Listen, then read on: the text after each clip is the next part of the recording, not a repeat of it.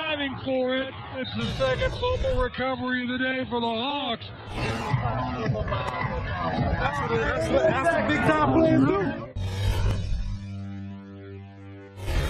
Well, the Seahawks said that the turnovers would come. They have certainly done that in the last few weeks. Michael Bennett, how do you rate, I'm just going to say Earl Thomas's performance since he was in there forcing those fumbles and the entire defense to get that momentum going in your direction? I think it's Earl goes out every day with a different type of momentum. When we're at practice, he definitely wants to get the ball back, and he proved it in that game and the game before.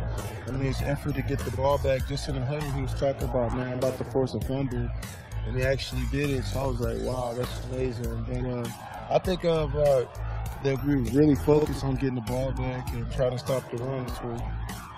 So the other thing I have seen this week with the Cardinals is they're very quick to get the ball out. You and I have talked about this after games. How do you disrupt the tempo of the quarterback this week?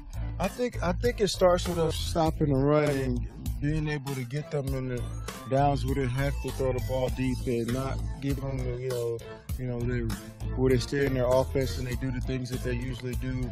So I think it's the key for us to be able to make him hold the ball is to stop the run. So if we get them in situations where it's 3rd and 15, then you have to pass the ball, deep passes, and you can't throw it quick. So I think we have to get out there and stop giving them short passes, 3rd and 3s, 3rd and 5s, and just stopping the run a little bit better this week.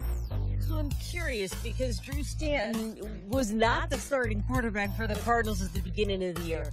How many games do you need to see of him on film before you truly get his tendencies and what he's good at? I think the last couple of games and the games before when Carson was out, that he played really good games when he was in there. And I think he's a really good quarterback. He's been in the league for a while. He started for the Lions a couple of times. I remember trying to get some in Tampa.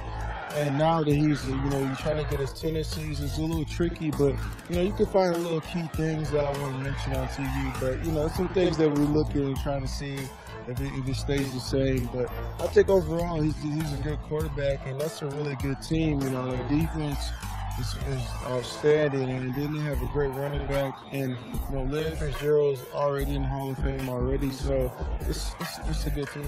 So what I'm hearing is that there's no time for joking around, or it's just all business. Okay, now back to Larry Fitzgerald.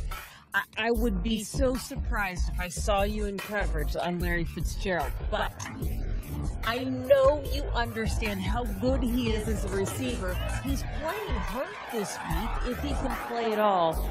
But still, how good is he even not at 100%? I think everybody plays hurt in the NFL, and I think that's not going to slow him down at all. I think he's a proven veteran. He knows how to take care of his body. So I think so many yards that he's caught and the balls he's caught while he's playing. I think he'll be ready up for this game. I mean, this is crunch time for them too.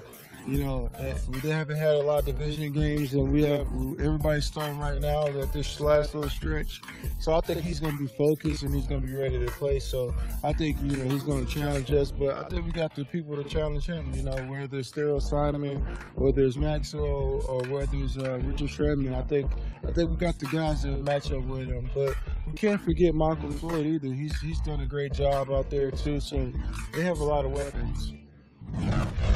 You've heard the player perspective.